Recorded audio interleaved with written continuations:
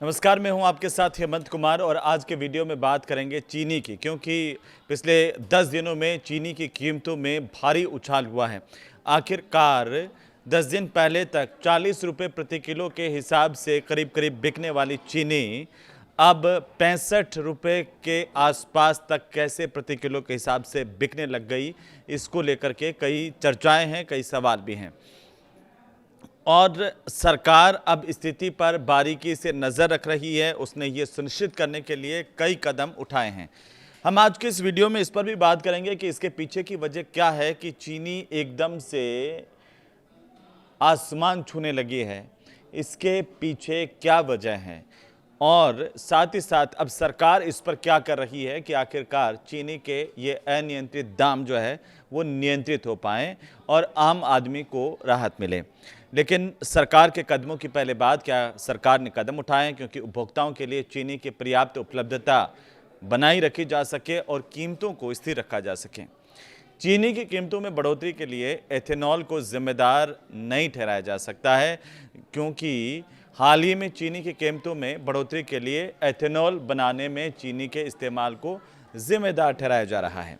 असल में एथेनॉल के लिए इस्तेमाल होने वाली चीनी का हिस्सा 2022-23 में लगभग 12% से घट करके 2025-26 में लगभग 9% हो गया। इसके अलावा देश में बनने वाले जो एथेनॉल का लगभग 3/4 हिस्सा अब अनाज से, खासकर मक्के से आता है, उससे बनाया जाता है। तो कई खबरें ये आपको बताई जा रही हैं कि एथेनॉल की वजह से चीनी जो है आसमान छू रही है, लेकिन क्या ये इसकी सच्चाई है, इस पर भी बात करेंगे। अब आते चीनी की मौजूदा कीमतों में बढ़ोतरी की वजह क्या है। तो अगर एथेनॉल इसकी वजह नहीं है तो चीनी की कीमतें किन वजहों से बढ़ी है, ये जानना बड़ा ज़रूरी है। और इन में उम्मीद से कम घरेलू उत्पादन एक बड़ी वजह बताई जा रही है। साथ ही साथ त्योहारों के मौसम में पहले से ज़्यादा मांग चीनी की बढ़ जाना, मौसम की वजह से गन्ने की फसल को नुकसान पहुंचना, जिससे गन्ना कम आ रहा है। दुनिया भर में चीनी की सप्लाई में कमी आ रही है और इंडस्ट्री के कुछ हिस्सों की ओर से सट्टेबाजी और जमाखोरी भी इसमें शामिल है। ये मोटे मोटे कारण हो सकते हैं कि आखिरकार चीनी की कीमतें कैसे इन 10-15 दिनों में आसमान छूने लगी। चीनी का उत्पादन जो है वो शुरुआती अनुमान से इस बार कम हो रहा है। मौजूदा सीजन की अगर हम बात करें तो चीनी का उत्पादन लगभग 306 LMT होने की उम्मीद है, जबकि गन्ना उगाने वाले राज्यों का जो शुरुआती अनुमान है वो लगभग 343 LMT का था। गन्ने में रेड रॉट और टॉप बोरर बीमारी हुई, जिसके साथ साथ ज़्यादा बारिश की वजह से जलभराव भी हुआ और इस वजह से गन्ना उत्पादन पर भारी असर पड़ा है। ये भी एक मुख्य कारण है कि गन्ना ही कम आ रहा है मिलों में, इस वजह से चीनी बन कम पा रही है और खपत बढ़ गई है। अब अनुमान से कम उत्पादन के बावजूद भी अक्टूबर में नया पेरोई सीजन शुरू होने तक घरेलू मांग को पूरा करने के लिए देश में चीनी का पर्याप्त स्टॉक अभी मौजूद है। इसलिए आपको घबराने की, डरने की ज़रूरत नहीं है कि आखिरकार क्या होगा, क्या चीनी भी पेट्रोल के जैसे आसमान छू जाएगी। कई लोग इस तरह की आशंकाएं जता रहे हैं या कोई अफवाहें अगर कोई फैला रहा है तो उनसे आप दूर रहिए। सच्चाई ये है कि सरकार के पास में ऐसा इतना स्टॉक मौजूद है कि अपने देश में पर्याप्त आपूर्ति की जा सके। दुनिया भर में चीनी की कीमतें बढ़ रही हैं।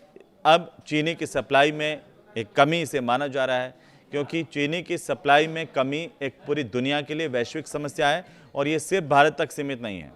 2026-27 के लिए दुनिया भर में चीनी की कमी का अनुमान लगभग 33 LMT का है।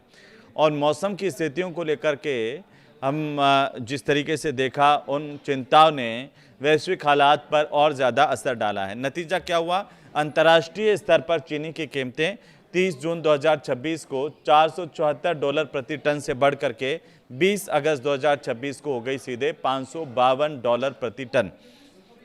यानी लगभग इस 2 महीने में भी कम समय में 16% से ज़्यादा बढ़ोतरी चीनी के दामों में हुई है।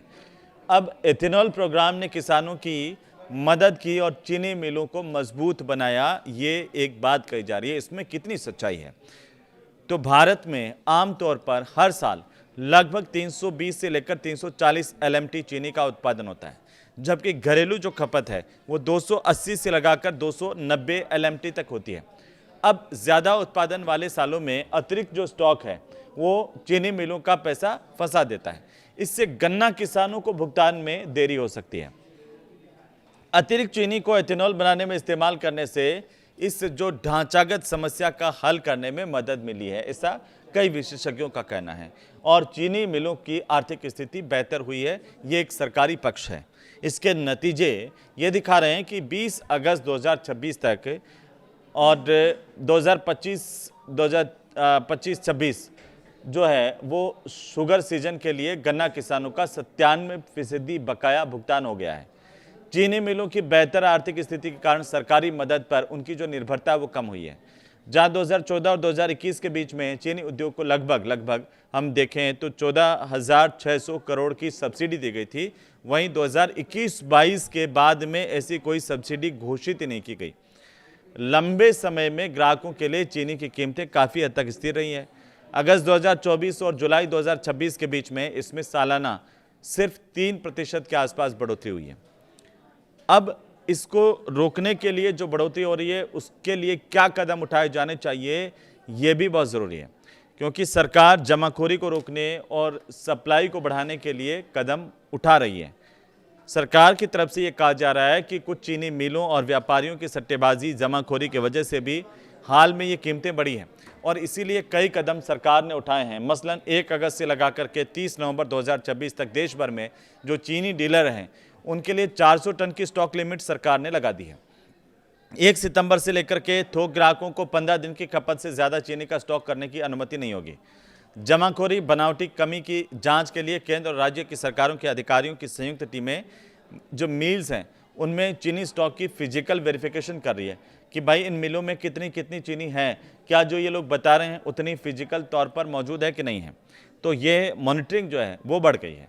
एहतियात के तौर पर सरकार ने जो घरेलू उपलब्धता है उसको और ज़्यादा बढ़ाने के लिए 10 LMT कच्ची चीनी के ड्यूटी फ्री आयात की अनुमति दी है और सरकार की तरफ से ये बड़ा फैसला इस चीनी को लेकर के माना जा रहा है। राज्यों और चीनी मिलों को 15 अक्टूबर 2026 से पेराई शुरू करने की सलाह दी गई है। इससे अक्टूबर में चीनी का जो उत्पादन है वो सामान्य 3-4 LMT से बढ़कर के 10 LMT से ज़्यादा होने की उम्मीद है। इससे त्योहारों के मौसम में उपलब्धता और ज़्यादा बेहतर हो सकेगी। अब सरकार उपभोक्ताओं और गन्ना किसानों दोनों के हित की रक्षा को लेकर के सरकार कह रही है कि हम प्रतिबद्ध हैं और सरकारी स्तर पर यह कहा गया कि वो चीनी के स्टॉक, कीमतें और बाजार के तौर तरीकों पर बारीकी से नजर रखना जारी रखेगी। जमाखोरी और कीमतों में बेवजह जो बढ़ोतरी हो रही है उसके लिए सभी जरूरी कदम उठाएगी। साथ ही किसानों को बकाया राशि का समय पर भुगतान भी सरकार सुनिश्चित करेगी। इस तरह का दावा सरकार की तरफ से किया गया है। तो जो भी अगर कोई अफवाहें चीनी को लेकर के फैला रहा है उनसे आप दूर रहिए और साथ ही साथ सरकार की नज़र में संज्ञान में सरकार करे कि हमारे है तो हमने जो जरूरी कदम उठाए जाने चाहिए थे चीनी के मार्केट को नियंत्रित करने को लेकर के, इसकी कीमतों के नियंत्रण को लेकर के वो हम कर चुके हैं और इससे आने वाले दिनों में किसी तरह की परेशानी उपभोक्ताओं को, खासतौर पर आम जनता को चीनी को लेकर के नहीं आने वाली है। ये वीडियो आपको कैसा लगा हमें ज़रूर बताइए, कमेंट कीजिए और इसे ज़्यादा से ज़्यादा लोगों तक शेयर कीजिए ताकि चीनी को लेकर के जो एथेनॉल वाली भ्रांति बनी हुई है वो दूर हो सके। नमस्कार।